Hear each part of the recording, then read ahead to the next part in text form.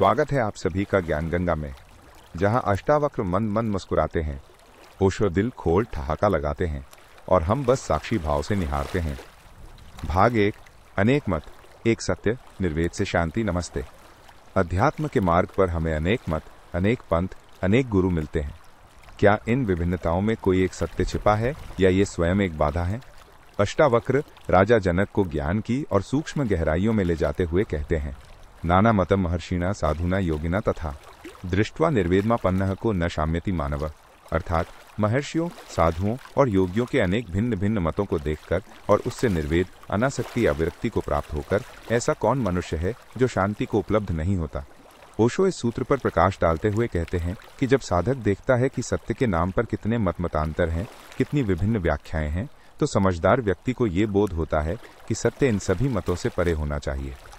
ये बोध ही उसे सभी सिद्धांतों के प्रति एक गहरी उदासीनता, एक निर्वेद में ले जाता है और इसी निर्वेद से सभी वादों से मुक्ति पाकर वो परम शांति को अनुभव करता है। भाग 2, सच्चे गुरु की पहचान, चैतन्य का बोध।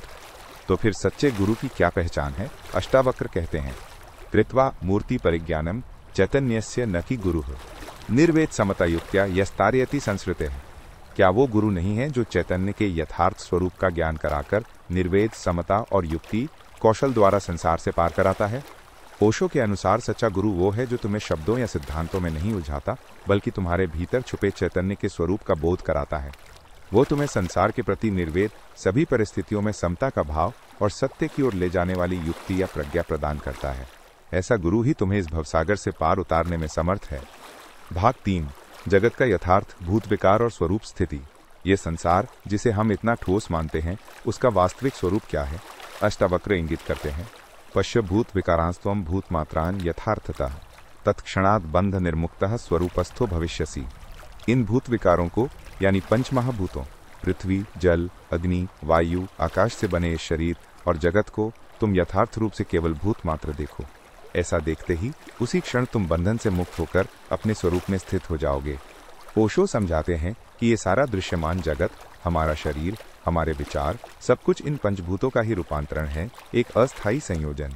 जब हम इस सत्य को गहराई से देख लेते हैं कि ये स्थायी नहीं, ये मैं नहीं, तो उसी क्षण हम सभी बंधनों से मुक्त हो जाते हैं और अपने शाश्वत अपरिवर्तनीय आत्मस्वरूप में स्थित हो जाते हैं। भाग 4, वासना ही संसार, वासना त्याग ही मोक्ष। और इस संसार के चक्र का, इस बंधन का मूल क्या है?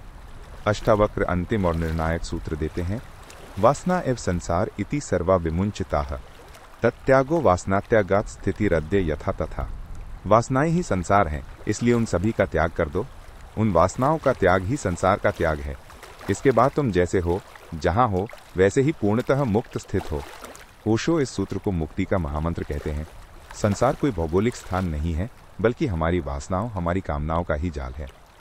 जब समस्त वासनाएं शांत हो जाती हैं, दबाई नहीं जाती, बल्कि समझ से विलीन हो जाती हैं, वही सच्चा त्याग है। और तब कुछ विशेष करने या बनने की आवश्यकता नहीं रह जाती। तुम जहां हो, जैसे हो, उसी क्षण, उसी स्थिति में पूर्णतः मुक्त हो, अपने सहज स्वभाव में स्थित हो। भाग 5, ओशो की दृष्टि, समझ से रूपांतरण और सहज जीवन। अष्टावक्र के इन गहन सूत्रों के माध्यम से ओशो हमें सिखाते हैं कि मुक्ति किसी कर्मकांड या हठयोग से नहीं, बल्कि सम्यक ज्ञान, प्रज्ञा और यथार्थ दर्शन से उपलब्ध होती है। अनेक मतों के प्रति उदासीनता, चैतन्य के स्वरूप का बोध, जगत की क्षणभंगुरता का साक्षात्कार और समस्त वासनाओं का शमन, यही रूपांतरण का मार्ग है। जब वासनाएं नहीं रहती तो संसार भी नहीं रहता। तब जो शेष है वो शुद्ध अस्तित्व है, परम शांति है और एक सहज स्वाभाविक जीवन है, ठीक वैसे ही जैसे फूल खिलता है या नदी बहती है। धन्यवाद।